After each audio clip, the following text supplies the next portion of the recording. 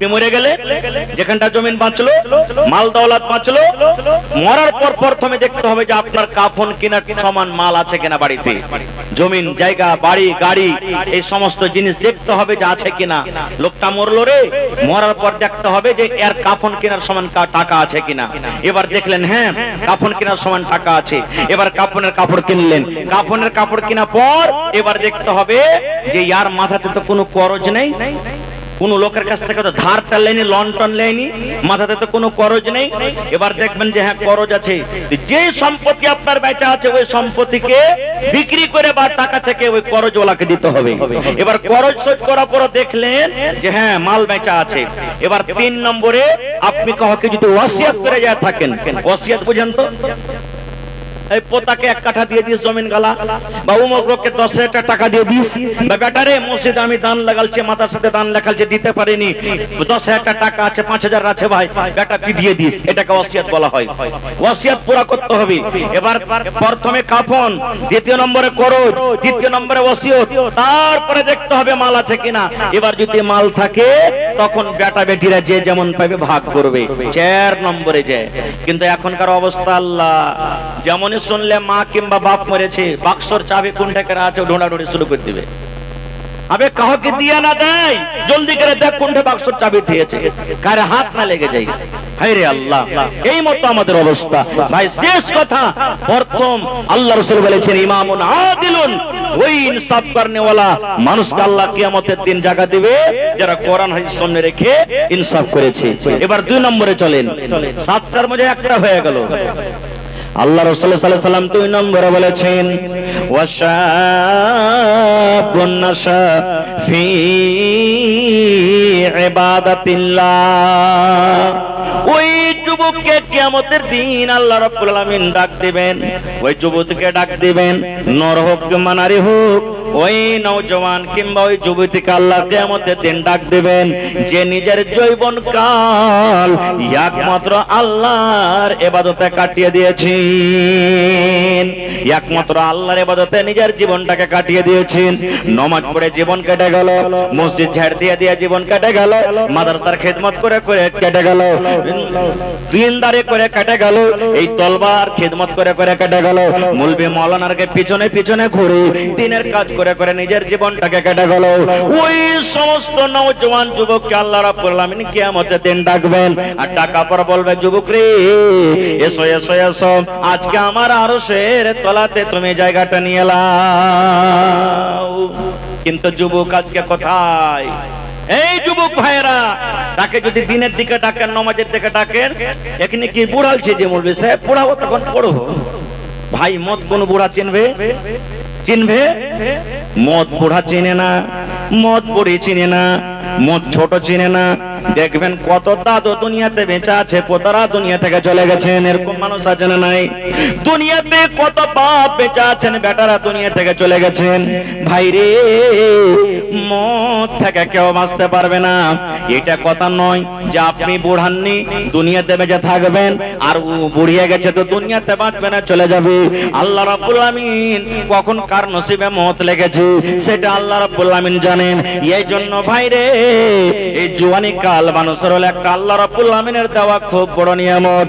এই জওয়ানি কালটা আপনাকে ইবাদতে কাটাতে হবে। কেমন ইবাদতে কাটাতে হবে, কেমন করে বান্দাগি করতে হবে। একজন সাহাবী, সুবহানাল্লাহ, এ ভাই মুসলমান, একজন সাহাবীর ঘটনা আপনাদের সামনে বলবো। তার আগে একটা কথা বলি, যুবক ভাই রে, পান, পুড়িয়া, গুটকা, মধু, সিগারেট, বিড়ি, জর্দা, নাশা, এই সমস্ত জিনিস খেয়ে নিজের জীবনটাকে বরবাদ করিয়েন না, সময়টাকে বরবাদ করিয়েন না। এই কথাটা মনে করিয়েন না আমি দুনিয়াতে বাঁচবো। ভাই, এই যৌবনকালে একবার চলে যেতে গেলে আর আপনি ঘুরিয়ে পাবেন না কো। এই যৌবনকালের দাম আল্লাহর কাছে খুব বেশি। বুড়া বাপজিরা বসে আছেন, নানারা বসে আছেন, বয়স্ক মানুষেরা বসে আছেন, ইয়ারাও যদি 4 রাকাত নামাজ পড়ে, ইয়ারাও এক রমজান মাসের যদি 1 মাস রোজা রাখে, আপনিও 5 ওয়াক্ত নামাজ পড়লেন, আপনিও রমজান মাসের রোজা রাখলেন, এই বুড়া মানুষেরা যত নেকি পাবে এর থেকে বেশি নেকি আপনি পাবেন, যুবক মানুষ পাবে। হাদিসের কথা। তাহলে যারা বয়স্ক মানুষ মনে দুঃখ করিয়েন না, জি আপনারাও কাল একদিন জওয়ানি কালের স্টেজে পৌঁছালছিলেন, এই জন্য আপনাকে কষ্ট দিতে হবে না কো যুবক। আজকে আমরা কোথায় আছি? এখানে যদি একটা সার্কাসের এখানে কাজ হতো, একটা যদি সাপ খেলা যদি আসতো, যেমন একবার ডুগডুগি বাজাইলে ওরে আল্লাহ সব যুবক এসে হাজির হইতো, আর আমরা হাজির হচ্ছি। কিন্তু দিনের দিকে কয়টা আসছি ভাই? এখানে লড়াই যুদ্ধ চালু হয়ে যায়, একবারে যুবক কি বলবে, আই সারাকে ধরে এবারে দিব বে, কি মনে করেছিস আইকে মার দুধ খেয়েছিস, আমার সাথে কে লাগবে লাগ ভাইরে। কিন্তু দিনের দিক দিয়ে আমরা আসি না, কেউ দিনের দিক দিয়ে আগাই না ভাই মুসলমান। এই যৌবন কালের আল্লাহ তাবারাক ওয়া তাআলার কাছে খুব দাম। আল্লাহ রাসূল বলেছেন ইকতানিম খামসান ক্বাবলা খামস, আল্লাহ নবী বলেছেন হে আমার উম্মত 5খানা জিনিস হারিয়ে যাওয়ার আগে 5খানা জিনিসের তোমরা মজাটা নিয়ে নাও। 5টা জিনিস আছে তো তোমার কাছে, আর 5টা জিনিস একদিন হারিয়ে যাবে, রোকবে না। ওই 5টা জিনিস যখন তুমি পেয়েছো, 5টা জিনিস যখন তোমার কাছে এসেছে, ওই 5টা জিনিস চলে যাওয়ার আগে আগে ওই 5টা জিনিসের লাভ তুমি লিয়ে নাও। তার মধ্যে একটা হলো এ আমার উম্মত, আল্লাহ তোমাকে জওয়ানি কাল দিয়েছে।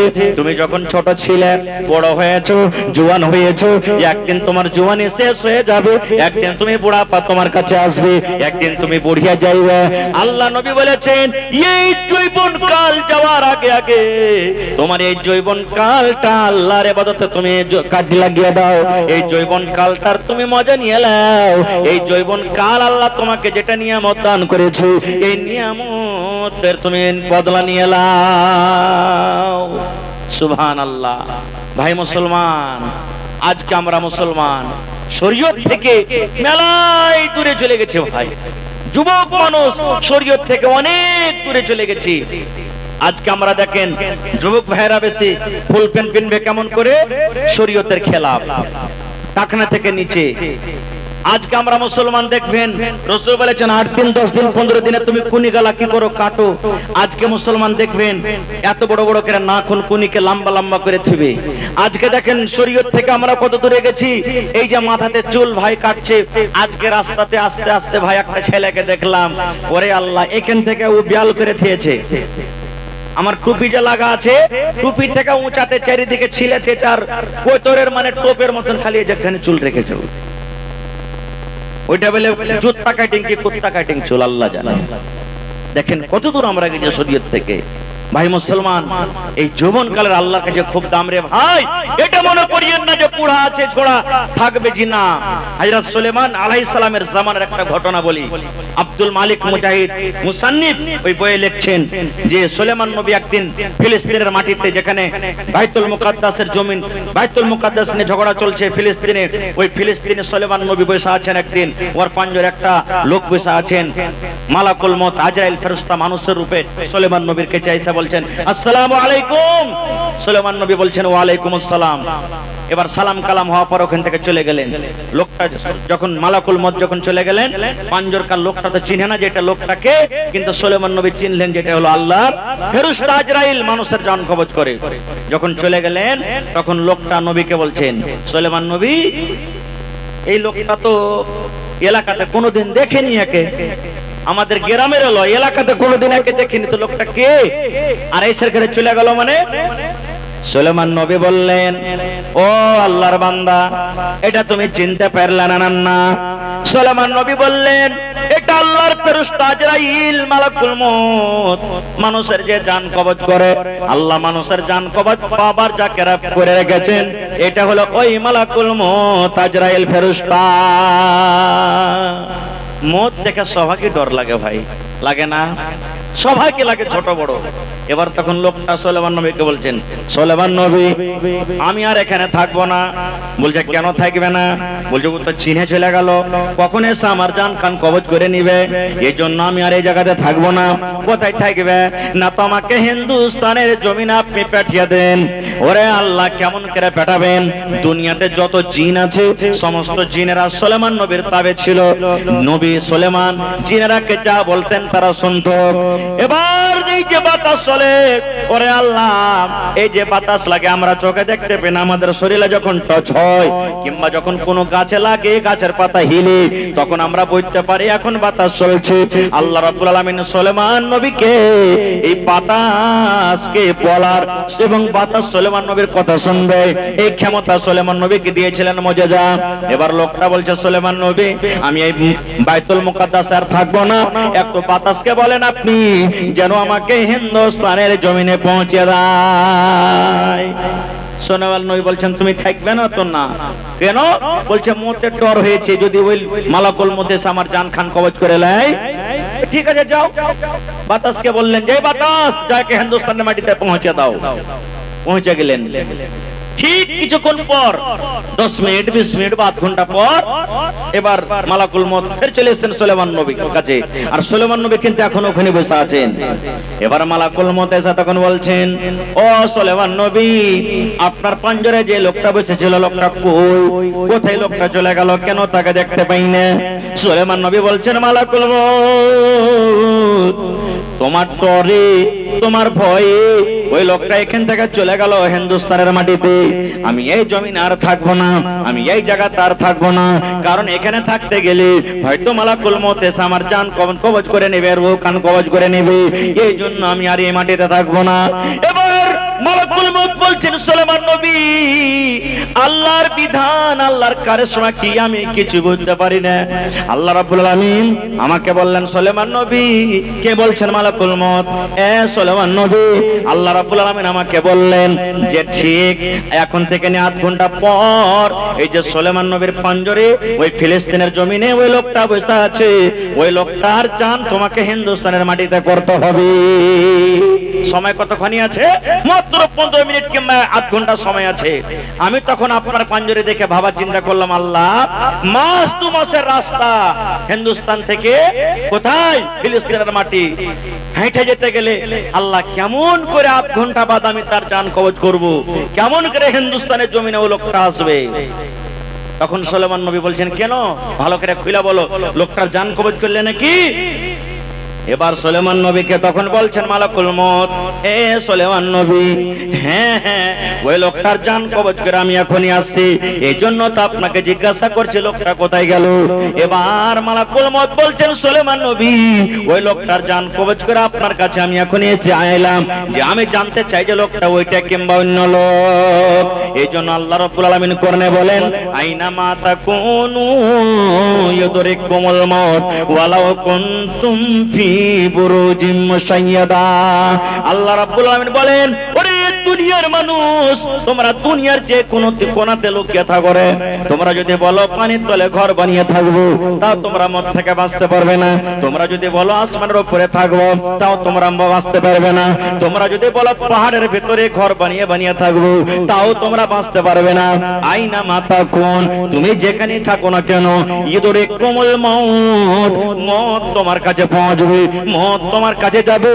ওয়ালাউ কুনতুম ফি বুরুজিম মুশাইয়াদা, তোমরা যদি মোটা মোটা টিলা বানিয়ে লুকিয়ে থাকো, তাও মত থেকে তোমরা বাঁচতে পারবে না। নারে তাকবীর! মত থেকে কেউ বাঁচতে পারবো ভাই? একটা বুখারী শরীফের খুব মজার হাদিস আপনাদের সামনে তুলি, খুব সুন্দর হাদিস। মুসা নবীর নাম শুনেছেন? নাম শুনেছেন মুসা নবীর? সেই মুসা নবীর জান কবজ করতে এসেছেন কে? মালাকুল মউত, আজরাইল ফেরেশতা। আয়েশা মুসা নবীকে বলছেন, আমার আপনার জান কবজ হবে, পারমিশন নেবেন না মালাকুল মউত এসে, টাইম হবে জান কবজ করে চলে যাবেন। কিন্তু নবীরকে যখন জান কবজ হয়েছে, আল্লাহ রাব্বুল আলামিন তা প্রথমে মালাকুল মউতকে বলছেন, পহলে ইজাজত লিও, তারপরে জান কবজ করিও। মালাকুল মউত মুসা নবীর কাছে এলেন, আসার পর তখন বলছেন যে মুসা, আপনার দুনিয়ার হায়াত শেষ, এখন আপনার জান খান কবজ করব। যেমনই কথাটা বলা বুখারী শরীফের হাদিস, মুসা নবী যে একটা এমন ভাবে কিল কিংবা ফাইট মেরেছে, মালাকুল মউতের চোখে ওর একটা চোখ কি কানা করে দিয়েছে। হ্যাঁ, আমার জান কজ করতেছে যে তুমি, চোখ কানা হয়ে গেল। বুখারী শরীফের হাদিস। কানা চোখ নিয়ে চলে গেলেন। আল্লাহ তো সবই জানছেন না, জানে না? জানছেন না, জানেন না? আল্লাহ রাব্বুল আলামিন তবে মালাকুল মউতকে বলছেন, এ মালাকুল মউত, তোমার হালাত কেন এরকম, তোমার চোখটা কেন কানা, কি ব্যাপারটা? এবারে মালাকুল মউত বলছেন, আল্লাহ তুমি আমাকে নবী মুসার কাছে পাঠালছিলে আল্লাহ জি, জান কবজ করার জন্য। রব্বুল আমিন ওই মুসা নবীকে যখন আমি খবর দিলাম এখন জান কবজ করব, আল্লাহ মতের কথা শুনে এমন জোর করে আমাকে একটা ফাইট দিয়েছে, আল্লাহ একটা ঘোষা দিয়েছে, আমার সাথে সাথে চোখটা কানা হয়ে গেছে। আল্লাহ তোমার নবী মুসা মরতে চায় না। আল্লাহ তাআলা তখন বলছেন, মরবে না? না তো না। বলে যাও, আমার নবী যখন দুনিয়াতে বাঁচতে চায় তো কারো হায়াত দিয়ে দাও, একটা অপর দিয়ে দাও। দিয়ে দিলেন। আবার মুসা নবীর কাছে চলে গেলেন। মুসা নবী বলছেন, তুমি আবার এসেছো? এবার মালাকুল মউত বলছেন, মুসা এবারে আপনার জান কবজ করার জন্য আমি আসেনি, আপনাকে একটা মেসেজ দিতে এসেছি, খুশখবরি দিতে এসেছি। বলছেন, কি খুশখবরি দিতে এসেছো? বলছে, মুসা একটা তুমি গরু নিয়েছো কিংবা গরুর বাচ্চা নিয়েছো? মালাকুল মউত বলছেন, গরু নিয়েছো কিংবা গরুর বাচ্চা নিয়েছো? এবারে মুসা নবী বলছেন, গরু নিয়েছে কি হবে? এবারে বলছেন, মুসা গরু নিয়েছেন একটা, তখন আমি বলবো। এবারে মুসা নবী বলছেন, মালাকুল মউত তুমি একটু খুইলা বলো তো, ধরো আমি একটা গরু নিয়ে এলাম, তারপরে কি হবে? এবারে মালাকুল মউত বলছেন, মুসা ওই গরুর পিঠের উপরে আপনি হাত খানটা এরকম ভাবে রেখে দিন। হাত খান যখন রেখে দাও হলো, এবার হাত রেখে দেন আপনি। হাতের তলাতে দেখেন কত রুয়া দাববে আপনার হাতের তলাতে, এখন দোকান নয়, কত লাখ লাখ আপনার হাতের তলাতে রুয়া দাববে। দাববে না? দাববে না। এবারে মুসা নবী বলছেন, আমি গরুর উপরে হাত দিলাম, হাত দেওয়ার পর আমার হাতের তলাতে রুয়া দাবলো, এবারে আমার সাথে কি হবে? এবারে মালাকুল মউত বলছেন, মুসা যত আপনার হাতের তলাতে রুয়া দাববে, অত দিন নয় রে, অত মাহিনা নয়, অত হপ্তা নয়, অত বছর আপনার মত হবে না। যতটি আপনার হাতের তলাতে রুয়া দাববে, অত বছর কিন্তু আপনি দুনিয়াতে বাঁচবেন, অতদিন আপনি বাঁচবেন, অত বছর বাঁচবেন। এবার মুসা নবী বলছেন, ও মালাকুল মউত তুমি আর একটা কথা বলো। বলছে, কি? বলছে, মালাকুল মউত আমি গরুর উপরে হাত রাখলাম, আর গরুর উপরে হাত রাখার পর অত বছর আমি বাঁচলাম, যতটি আমার হাতের তলাতে রুয়া দাবলো, তারপর আমার সাথে কি হবে? অত বছর যখন শেষ হয়ে গেল তখন আমার সাথে কি হবে? এবারে মালাকুল মউত বলছেন, মুসা অত বছর পর আমি আপনার কাছে আসবো, আর আসার পর আপনার জান খানাকে কবজ করে নিয়ে চলে যাব। তখন মুসা নবী বলছেন, মালাকুল মউত রে, এরকম আমার জীবনের দরকার নাই রে, এরকম আমার জীবনের দরকার নাই। এত বছর বাঁচা থাকা পরও যখন আমাকে মরতে হবে, আমি এরকম জীবন চাই না। এসো এসো এসো, তুমি আমার জান খানাকে কবজ করে নিয়ে চলে যাও।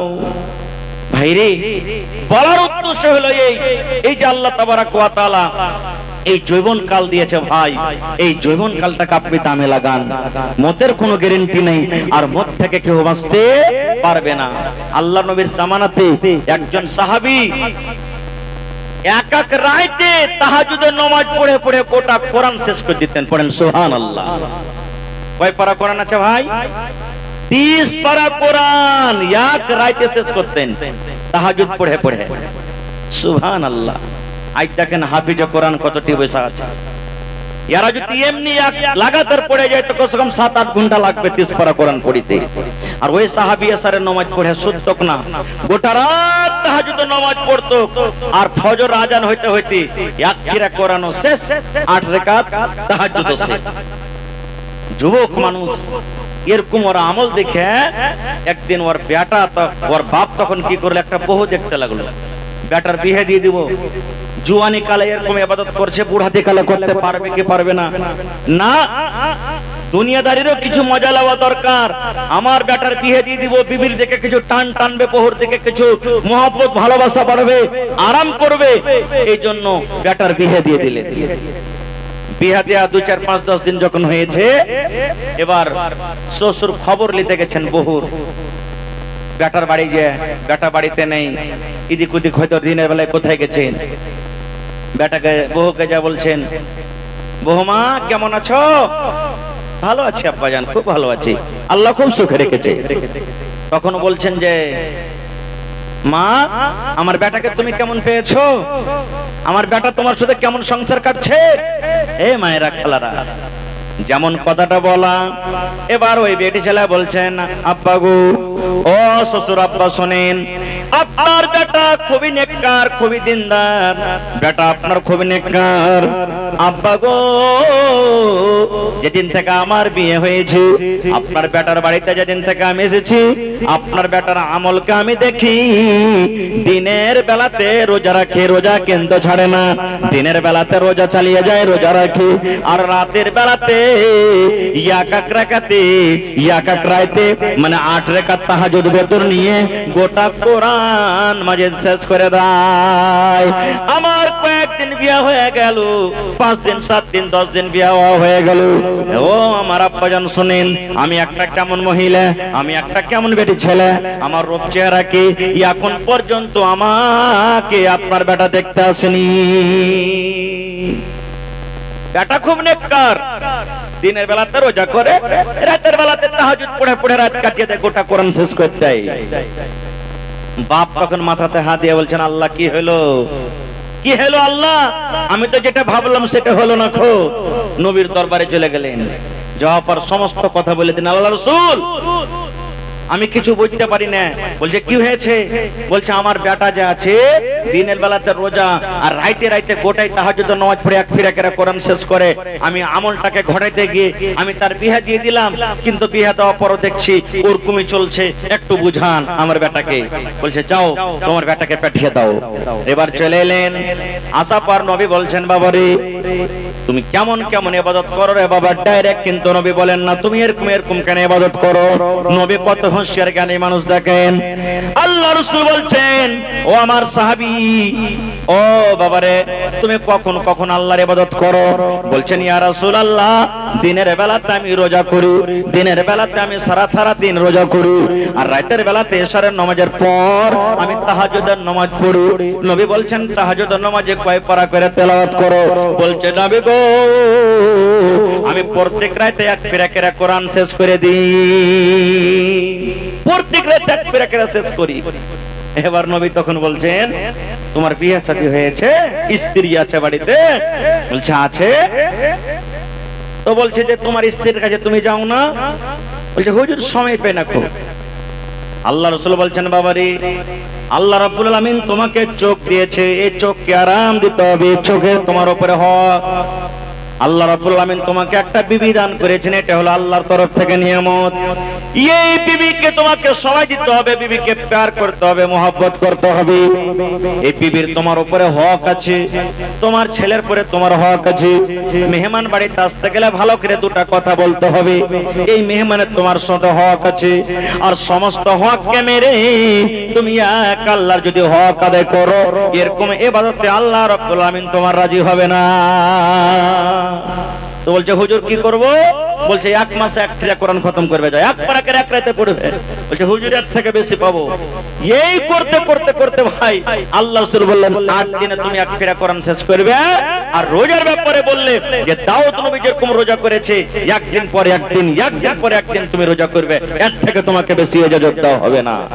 বলার উদ্দেশ্য ভাই রে, ও তো যুবক, ওই যুবক দেখেন নিজের জীবনটা কেমন করে কাটালছেন, আর আমি আপনি কেমন যুবক যে 5 ওয়াক্ত নামাজ ঘন্টা পড়িতে পারি না। জুম্মা জুম্মা শুধু যাচ্ছি, জুম্মা জুম্মা যে সব কাজ হয়ে যাবে ভাই। ভাই রে এরকম যুবক আল্লাহ তাবারাক ওয়া তাআলা কিয়ামতের দিন, ভাই এই যুবক সম্পর্কে কিয়ামতের দিন নবীর হাদিস আছে। আল্লাহ রাসূল সাল্লাল্লাহু আলাইহি ওয়াসাল্লাম বলেছেন, যেদিন কিয়ামত কায়েম হবে হাসরের ময়দানে, আজকে আদালতে চলে যাবেন, বহাস হবে, উকিলের সামনে হাকিমের সামনে আপনাকে বহাস করতে হবে, দুনিয়ার আদালতে কাঠগড়াতে আপনাকে খাড়া হইতে হবে।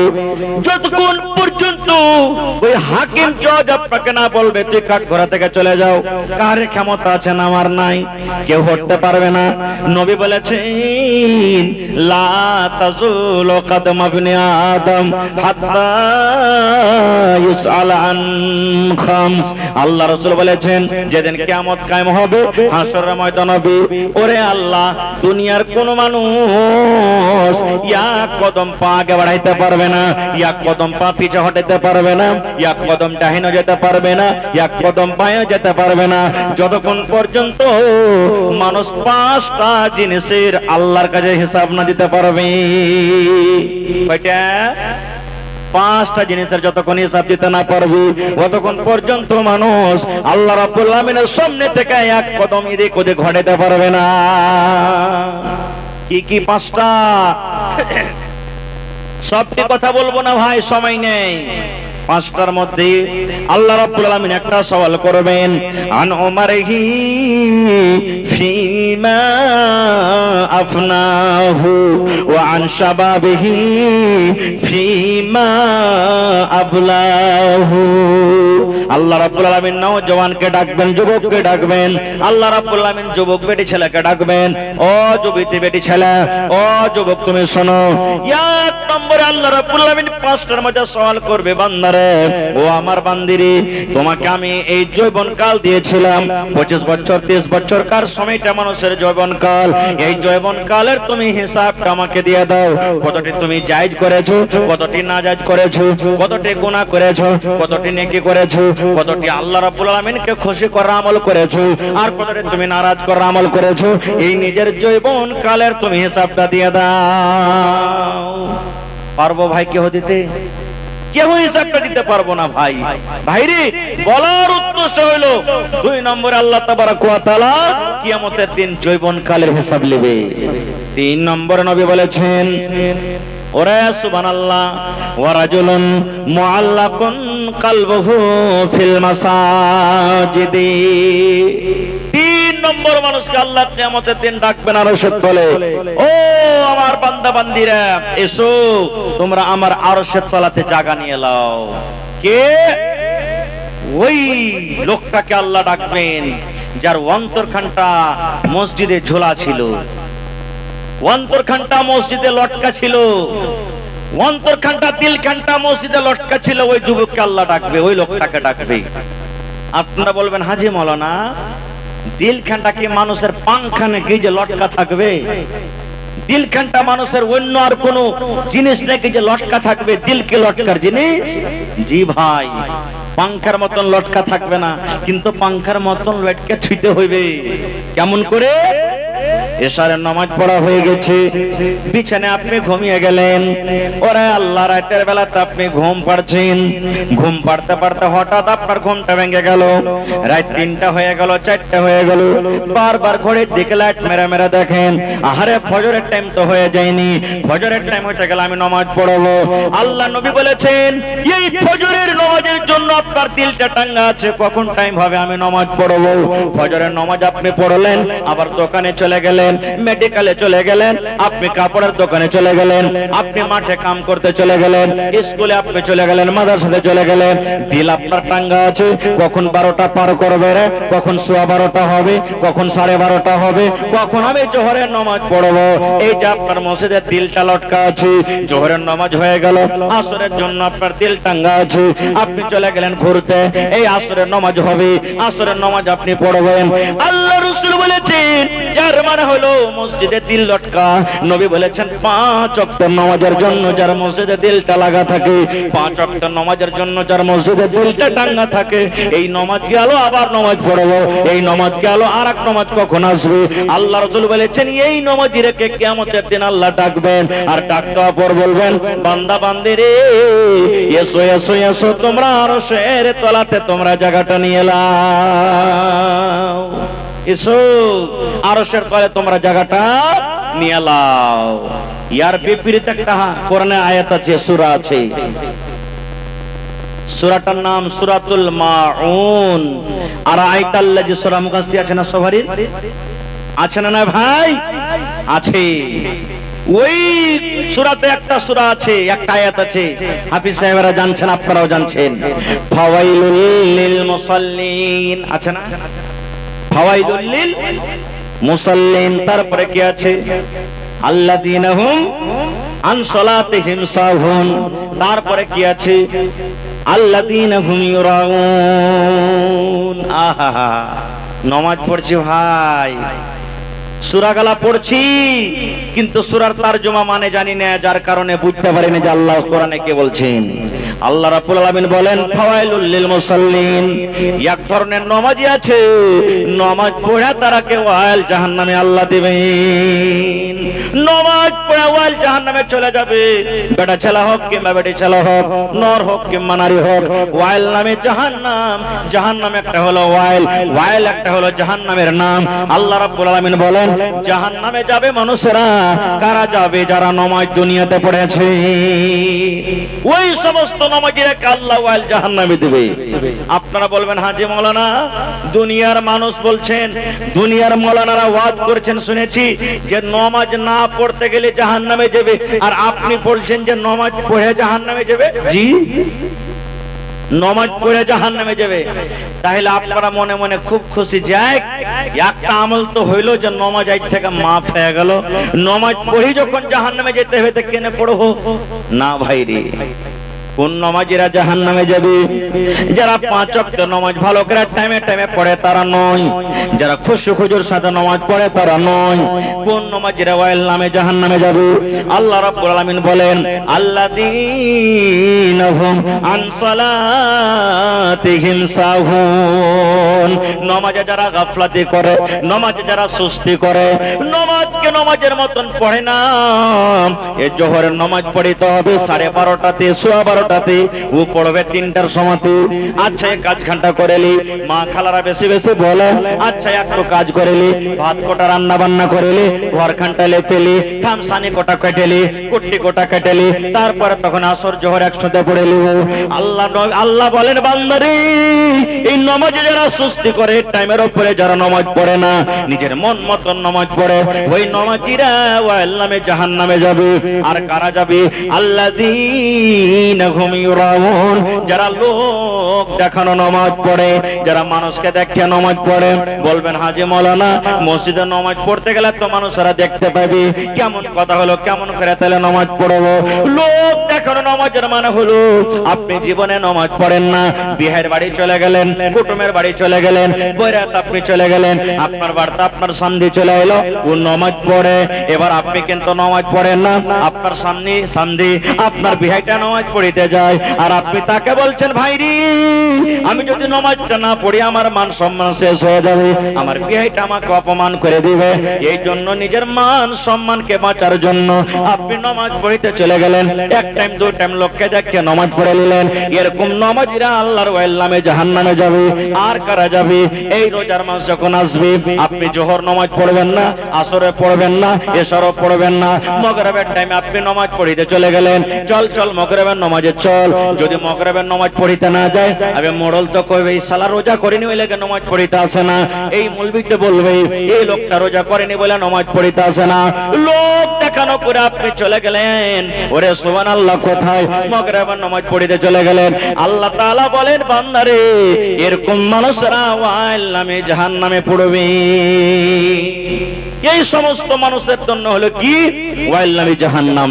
ভাই বেশি কথা বলবো না, নামাজের একটাই দুটাই হাদিস আপনাদের সামনে বলবো। দুনিয়ার যত আমল সমস্ত আল্লাহ জমিনের উপরে দিয়েছেন। হজ জমিনে ফরজ, যাকাত জমিনে ফরজ, রোজা জমিনে ফরজ, কোরআন জমিনে নাজিল হয়েছে, পর্দার আয়াত জমিনে নাজিল হয়েছে, শরাব হারাম সমস্ত জিনিস জমিনে হয়েছে। কিন্তু যখন নামাজের ব্যাপারে এলো, আল্লাহ তাআলা জিবরিল ফেরেশতাকে বলছেন, জিবরিল আমার নবীকে তুমি আমার কাছে নিয়ে এসো, যাও। লম্বা ঘটনা আছে ভাই, ঘন্টা 1.5 ঘন্টা লাগবে, ঘটনার দিকে যাব না। 12টার ওয়াদা করেছি, 12টা বেজে গেল, বাস শেষ করতে যাচ্ছে আমি বিষয়। নবীজি সীতা আছেন মক্কাতে, নবীজির কথা কেউ মানে না, নিজের চাচারাও মানে না। আফসোস করে সীতা আছেন, আল্লাহ কেমন করে আমি আর মানুষকে ওয়াজ নসিহত করব। জিবরিল ফেরেশতা এলেন বুর্রাক নামে ঘোড়া নিয়ে। ঘোড়াটা এমন তেজ, 2-3 সেকেন্ডে মনে হয় গোটা পৃথিবীকে ঘুরবে, এরকম তেজ ঘোড়া। ঘোড়ার উপরে চড়লেন, বাইতুল মুকাদ্দাস গেলেন, 2 রাকাত নামাজ পড়লেন, 7 আকাশের উপরে সুবহানাল্লাহ চলে গেলেন। নবীজি কোথায়? জান্নাত দেখলেন, জাহান্নাম দেখলেন। নবীজি যখন এবার চলে আসবেন, একই রাতে সব ঘটনা ঘটছে। এবার আল্লাহ তাআলা নবীকে বলছেন, নবী গো, আমি আপনার উম্মতের জন্য 50 ওয়াক্তের নামাজ আমি হাদিয়া দিলাম, গিফট দিলাম, ফরজ করলাম, যাও। নবীজি আমার 50 ওয়াক্তের নামাজ নিয়ে হাঁটতে শুরু করে দিয়েছে। রাস্তাতে মুসা নবীর সাথে দেখা।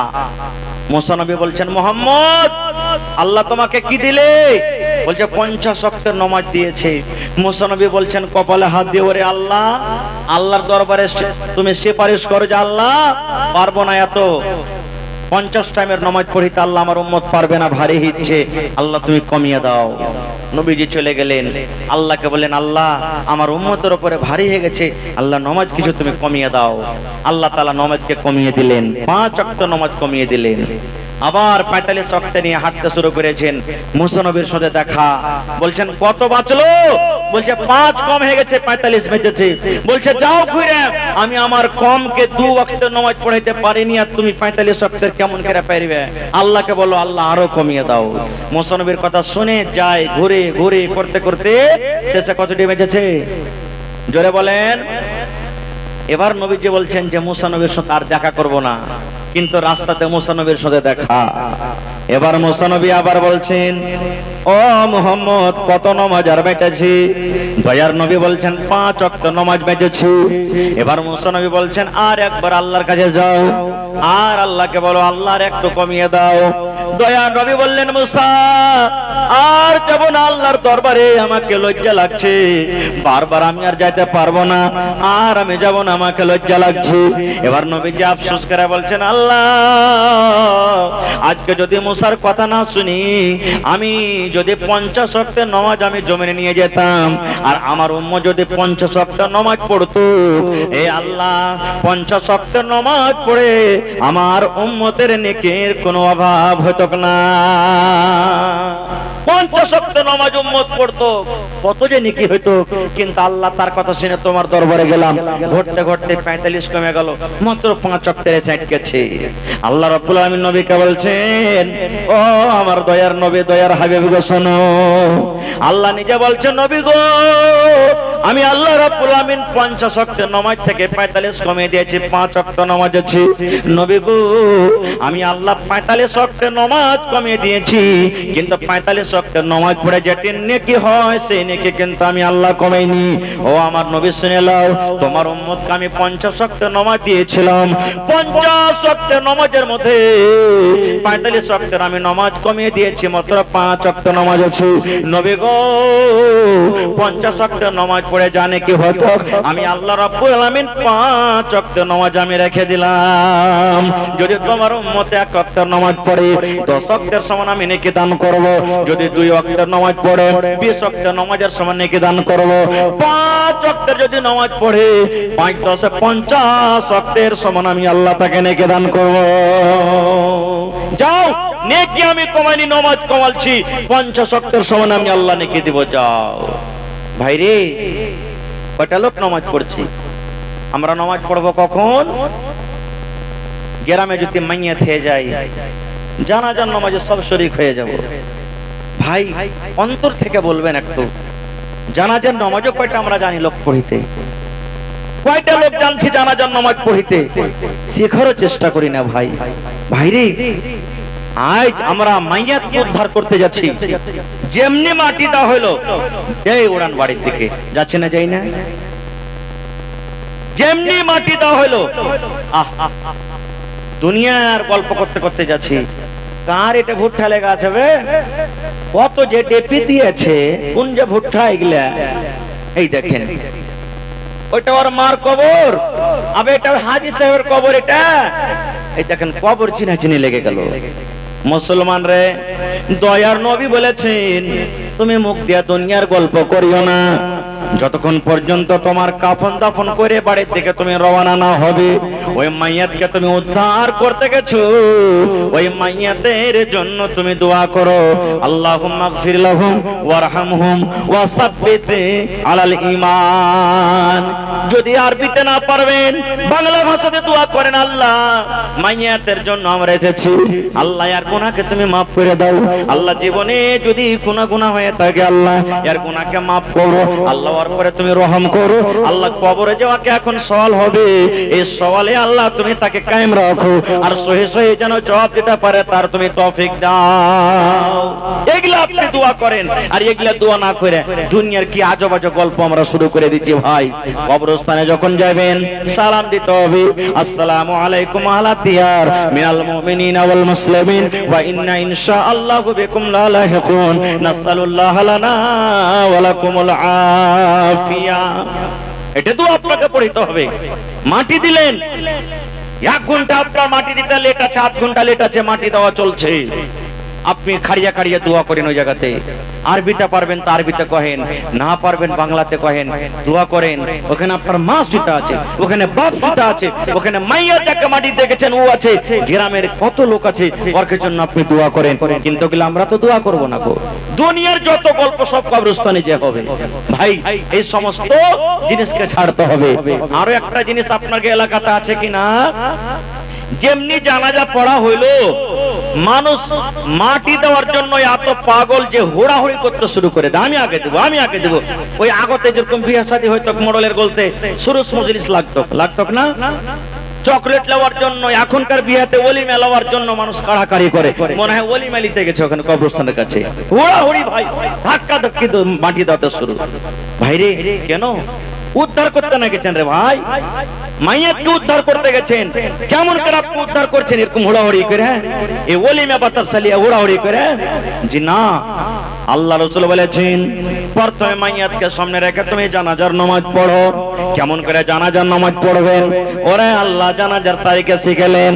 আল্লাহ নবী বলেছেন মাইয়াত আপনার সামনে আল্লাহু আকবার বলে বুকে আপনি হাত বেঁধে দেন, আর দিয়ে আউযু বিল্লাহি মিনাশ শাইতানির রাজিম বিসমিল্লাহির রহমানির রহিম পড়ে সূরাতুল ফাতিহা আপনি পড়েন।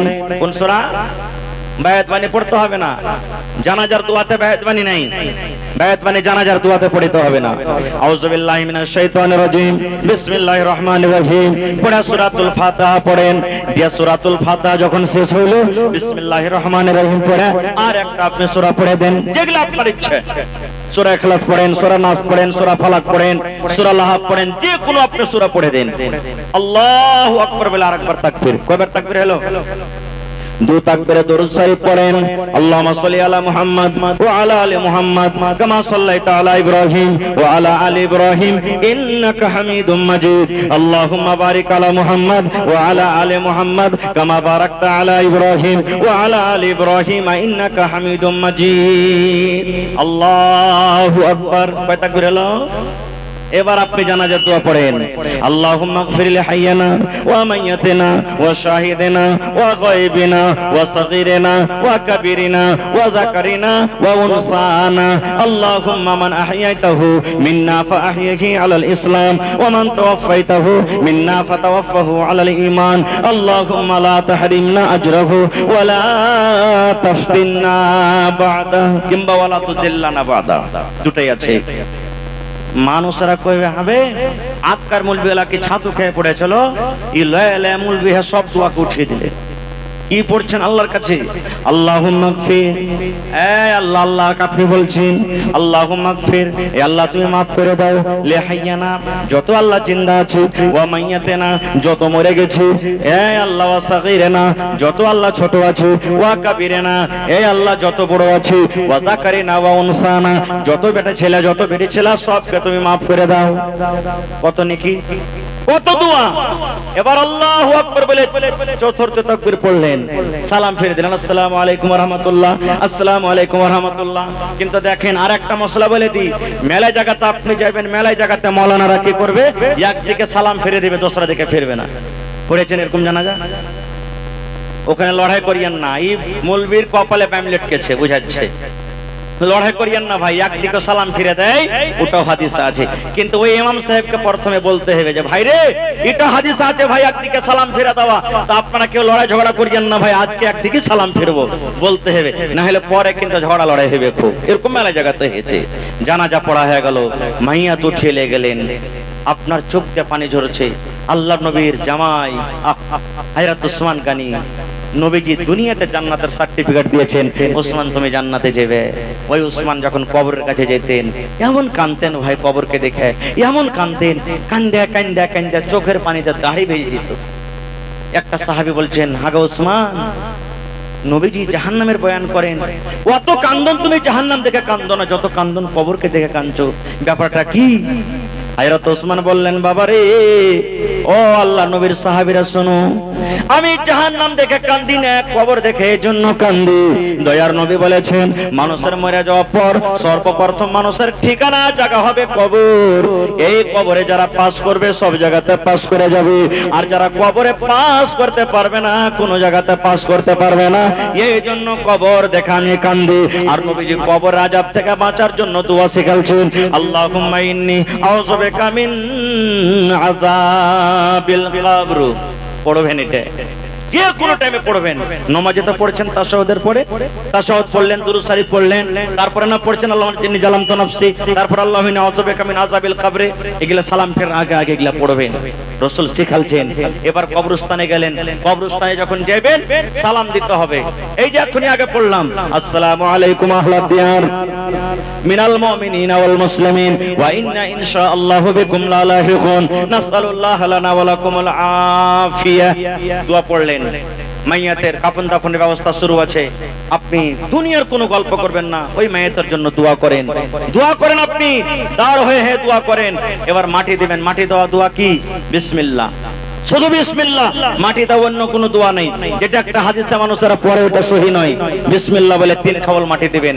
মাটি দেওয়ার সুন্নাত তারিকা, মাথার দিক থেকে শুরু করেন, মাথার দিকে 1 খাবল দেন, মধ্যখানে 1 খাবল দেন, আবার পার দিকে 1 খাবল দেন, ওমন দিয়ে বাড়িয়ে যান। কিন্তু এখন এত হুড়াহুড়ি, এত গুতাগুটি মাটি দেওয়াতে যে কোন দিক পা, কোন দিক মধ্যখান, কোন দিক সিতানে শুধু মতলব নাই, দিনও চালিয়ে দেবেন। দিনও চালিয়ে দেন। আরো একটা কথা জানিলেন, মাসলা বলছি, কোন জামাতে 1,000 মানুষও জুটছে, জুটে না? কিন্তু অত মানুষ তো এই 3 খাবল কাটা মাটি দেয় তো সহিবে? রাসূল বলেছেন, 1 বালিশ থেকে উঁচা করিও না কবর। এবার যদি 1000-2000 মানুষ সবে মাটি দেয় তো 1 কোমর হয়ে যাবে। ওই টাইমে আপনি দাঁড় হয়ে থাকেন আর দোয়া করেন, আর যে কটাই লোক 100-200-500টা লোকের মাটি লাগবে ওরাই দিবে। ওরা যতখানি মাটি দেয় নাকি পাবেন, আপনি খাড়িয়ে খাড়িয়ে দোয়া করলেন, মাটির দরকার নাই, আপনাকে মাটি দিতে হবে না, অতখানি নাকি আপনিও পাবেন। মেলা জায়গাতে কি করে, কবর থেকে মাটি টানে আর পাচ্ছাতে করে যা ফের ওগুলো ঢালে। এটাও ভুল, এটাও ভুল, এটাও করতে হবে না। কিন্তু ভাই আমরা তো মাটি দেওয়ার পর ওরকম হয়ে পালাই, যেমন একটা বাঘকে দেখে সাপকে দেখে মানুষ পালায়, পালারে না তো ধরবে। 1 মিনিটও আমরা সহি না থাকি না ভাই। মাটি দেওয়ার পর ওখানে রহেন, জরুরি নয় যে হাত তুলে দোয়া করতে হবে, এমনি তো দোয়া করতে পারবেন আপনি তার জন্য, এমনি তার জন্য মাগফিরাতের দোয়া করেন। কিন্তু আমরা ওগুলা না করে ভাই দোয়া নাই তো নাই, যেমন মাটি দেওয়া হলো তেমন পালিয়ে গেলাম। ভাই মুসলমান, মেলাই কথা হয়ে গেল, 12:15 রাত হয়ে গেল ভাই, 3টা হয়ে গেল ভাই। 7টার মধ্যে 1 নম্বর ইনসাফ করতে হবে আপনাকে, কোরআন হাদিসকে সামনে রেখে। 2 নম্বর নিজের জীবন কালটাকে আল্লাহ রাব্বুল আলামিনের ইবাদত বান্দেগিতে কাটাতে হবে। 3 নম্বরে রাসূল বলেছেন 5 ওয়াক্তের নামাজ পড়তে হবে, যেভাবে নবীজি পড়ে দেখালছেন। ভাই এই 3টা আমল যারা করবে, কিয়ামতের দিন আল্লাহ ওরাকে আরশের তলাতে জায়গা দিবেন, যেই দিন আল্লাহর আরশ ছাড়া কোনো ছায়া থাকবে না। আরো 4টা বাঁচলো ভাই, আল্লাহ বাঁচিয়ে রাখে, ইনশাআল্লাহ কোনদিন আলোচনা করব। হায়াত বাকিতে মুলাকাত বাকি, শেষে আল্লাহর কাছে দোয়া করি, হে আল্লাহ, যত লোক আমরা এই রাতের বেলাতে বসে আছি, ছোট বড় নর নারী, আল্লাহ তুমি আমাকে সহ আমাদের সকলের জীবনের জানা অজানা, সাগিরা কাবিরা, জাহেরা বাতানা সমস্ত গুনাহকে মাফ করে দাও, আল্লাহুম্মা আমিন। হে আল্লাহ, আমরা টুটা ফুটা যা ইবাদত বান্দেগি করছি, আল্লাহ তুমি সমস্ত আমাদের ইবাদতকে কবুল করো, আল্লাহুম্মা আমিন। হে আল্লাহ, আমাদের মধ্যে কত লোক মুসিবতে পেরেশানিতে আছে, বেমারি হালাতে, আল্লাহ তুমি আমাদের সকলের পেরেশানিকে দূর করে দাও, আল্লাহুম্মা আমিন। হে আল্লাহ, যতদিন তুমি হায়াত দিয়েছো আল্লাহ তোমারই